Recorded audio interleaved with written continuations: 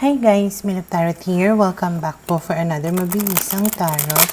So, ang titignan natin ngayon ay kung sinong posibleng paparating sa inyo ngayong June 2024. Maglalagay na lang po ako ng timestamp sa may description box para po mapuntahan ninyo ang inyong zodiac signs. Pero syempre, this is a general reading kaya hindi po lahat ay makaka-relate. Okay? So, let's start.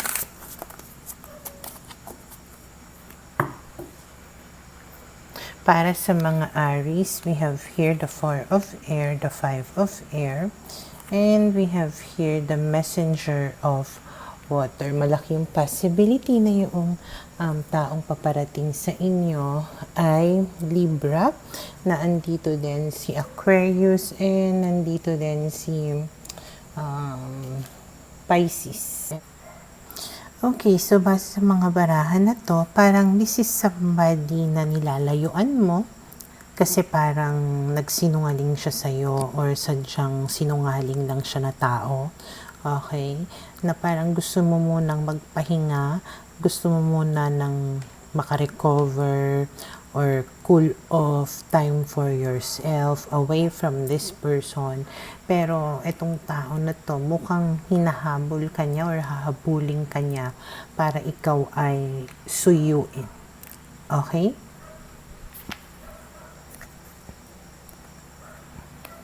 Para sa mga Taurus, we have here the Temptation card, the 7 of water, and we have here the 10 of water. Malaki yung possibility na itong taong paparating sa inyo ay Scorpio, Pisces, or Capricorn. Okay, so base sa mga barahan na ito, this is somebody that you are really attracted with. Okay, yun nga lang, hindi ko alam kung pamilyado ba tong tao na to or meron siyang karelasyon na parang isa ka lang sa mga options niya. Maybe you are playing with fire. Alam mo yung tipong for ano lang. Alam niyo na yun. Or pwedeng natitempt ka na bumigay sa tao na ito kahit na alam mo na hindi na pwede at committed na siya with somebody else or parang hindi lang ikaw yung ginaganon niya. Basta the attraction is very strong, but you know, it's like taking a risk or playing with fire kapag nakipag-interact ka sa tao na ito. Para sa mga Gemini, we have here the Queen of Earth, the Hierophant, and the Empress. Malaki yung possibility na yung taong paparating sa inyo ay Earth sign, Taurus, Virgo, and Capricorn. Okay, so this is somebody who wants to commit to you or who is very serious with you. Kung hindi man kayo committed na, ayun nga, gusto niya na magkaroon kayo ng serious relationship. Okay, pwedeng may anak na kayo nito, or itong tao na ito, or basta isa sa inyo ay may anak na. Okay, at handa naman siyang panagutan yung bata kahit na hindi sa kanya. Okay, parang masyadong serious itong tao na to, na talagang ipaparamdam niya sa'yo na seryoso siya at parang you will feel really na mahal ka nitong tao na to at inaalagaan ka. Okay? Para sa mga Cancer, we have here the 9 of water, the 10 of fire, and the Page of air. Malaki yung possibility na yung taong paparating sa inyo ay air sign, Gemini, Libra, Aquarius, na andito din si Pisces and Sagittarius. Okay, so base sa mga barahan na to, this is somebody na pwedeng pagkaantay-antay mo, hiniling mo, ganyan.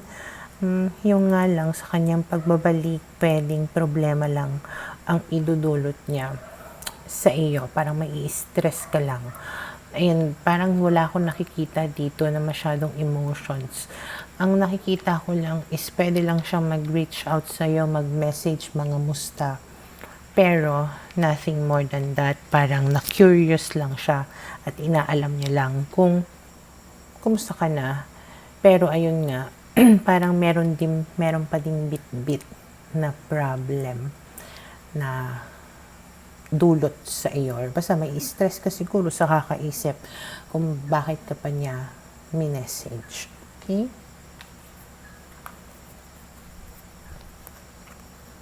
Para sa mga Leo, we have here the King of Air, the King of Water, and the Call.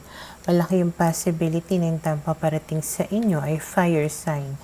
Aries, Leo, Sag, na andito din si Scorpio and Aquarius. So, base sa mga barahan na to, parang nagkaroon ng realization tong tao na to, na pwedeng na-realize niya na mahal ka pa niya at magiging vocal siya about it. Siguro dati medyo unemotional siya towards you, parang feeling mo dumidistansya siya sa iyo at wala siyang feelings towards you. Pero ayun nga, pwedeng na-realize niya na meron pala siyang nararamdaman para sa'yo. And parang handa na siya to really make you feel na, ayun nga, na mahal ka niya. Okay?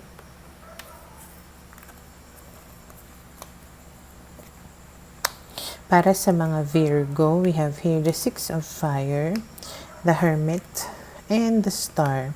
Malaki yung possibility na yung taong paparating sa inyo ay Leo, na andito rin si Virgo and si Aquarius. So, base sa mga barahan na to, parang nalulungkot itong tao na ito. Kaya, pwedeng yun yung maging reason kaya siya mag-reach out sa'yo. And parang mararamdaman mo na ang dami niyang time. Parang palagi kanyang kinukulit, mini-message, palagi kanyang pinupuri, binibigyan niya ng atensyon, ganyan. Dahil doon, pwedeng aasa ka, kumbaga, dito sa tao na ito or sa connection na ito. Pero ayun nga, it might just come true kung ano man yung inanais mo or inaasahan mo na kalabasan or kahinatnan ng connection na ito. Para sa mga Libra, we have here the Messenger of Fire, Emperor, and Tower. So, malaki yung possibility na yung taong paparating sa inyo ay fire sign, Aries, Leo, Sag. Base sa mga barahan na to, parang susuyuin ka nito, lalandiin ka nito. Okay, pero ayun nga lang, kahit na nilalandi-landi ka, hindi pa rin siya ganun naka-open towards you. Parang meron pa rin pride na pinapairal, meron pa rin yung parang controlling, ganyan, or domineering. Ano ba yung term na yun? Parang he or she thinks highly of him or herself. Parang ang taas ng tingin niya sa sarili niya. Ganyan. At pwedeng maging magulo yung connection ninyong dalawa. Andito si Tower. So, pwede rin na hindi maging maganda nga yung resulta ng connection na ito. Pero at first, of course, mararamdaman mo yung saya ng kanyang panglalandi or pagpapaamos sa'yo. But eventually, ayun, maiiral yung pride, kaya magkakagulo.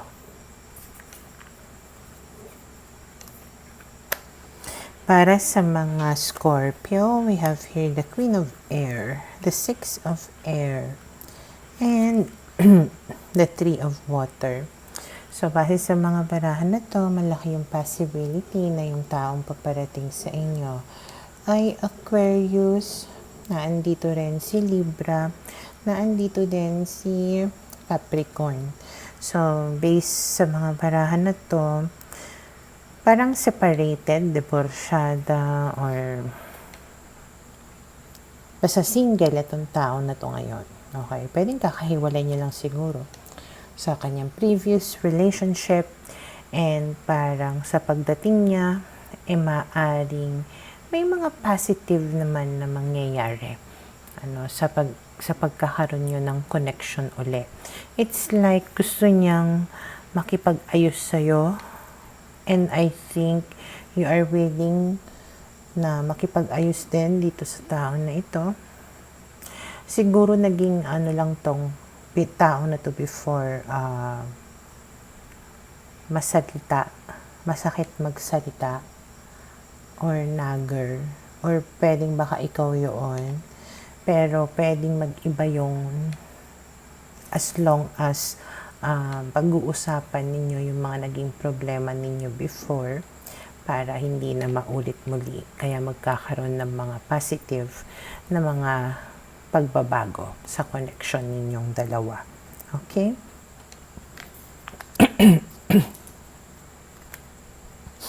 Para sa mga Sagittarius, we have here the Five of Water, the Page of Water, and the Seven of Fire.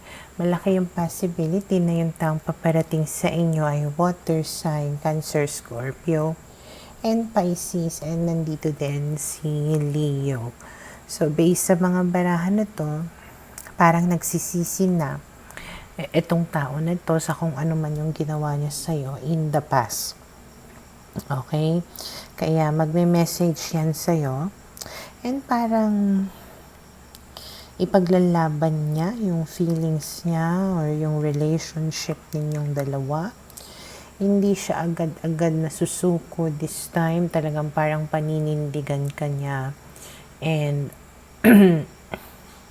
parang magsasabi siya sa'yo ng kanyang feelings. Parang mas magiging open siya, vocal siya sa kanyang nararamdaman towards you. Pwedeng liligawan ka nga niya. At parang against all odds yung gagawin niya. Gaano mang karami ang pipigil, parang hindi siya matitigil na suyuin ka. Okay?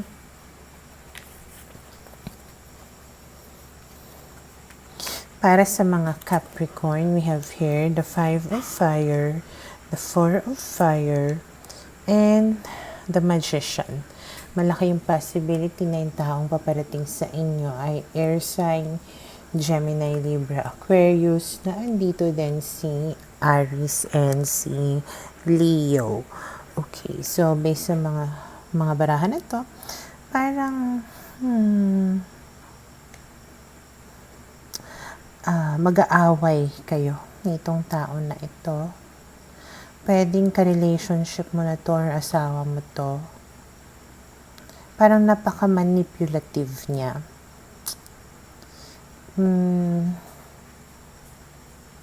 Yung iba sa inyo, pwedeng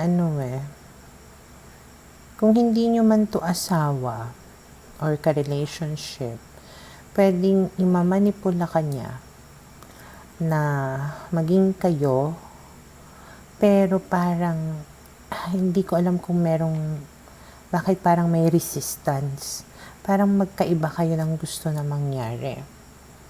Okay? Maybe meron din pagiging user, or basta parang tinetake advantage ka nitong tao na to, and maybe alam mo yon, kaya ayaw mo rin makipag-relationship sa kanya. Okay? Ngayon, kung mag-asawa nga kayo nitong tao na ito at nag-aaway kayo, pwedeng mamanipulahin ka niya na paano ba? Maybe para siya yung lumabas na panalo, ganyan, or parang iti-take advantage niya yung alam niya na, paano, ang hirap explain. Iti-take advantage niya ikaw kasi alam niya na hindi mo siya kaya na i-resist. Parang ganyan. Okay?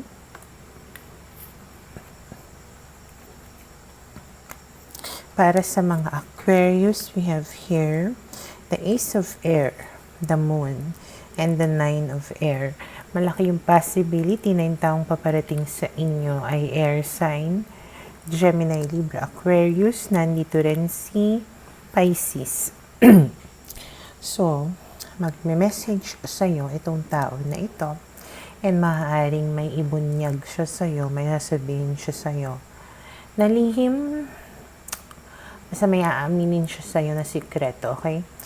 And everything will become clear between the two of you. Pero still, Nine of Air, of course, may stress ka somehow. Mag-overthink ka about sa kung ano yung i-reveal niya sa'yo. Pero at least, kumbaga, umamin siya. Okay? At parang naging, alam mo yun, parang contradicting na naging malinaw na sa'yo ang lahat-lahat.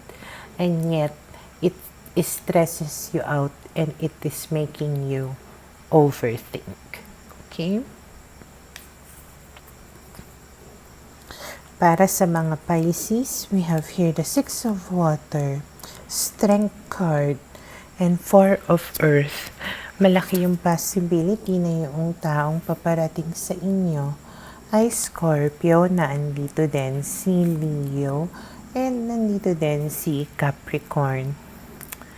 So, base sa mga barahan na ito, this is somebody who wants to reconnect with you.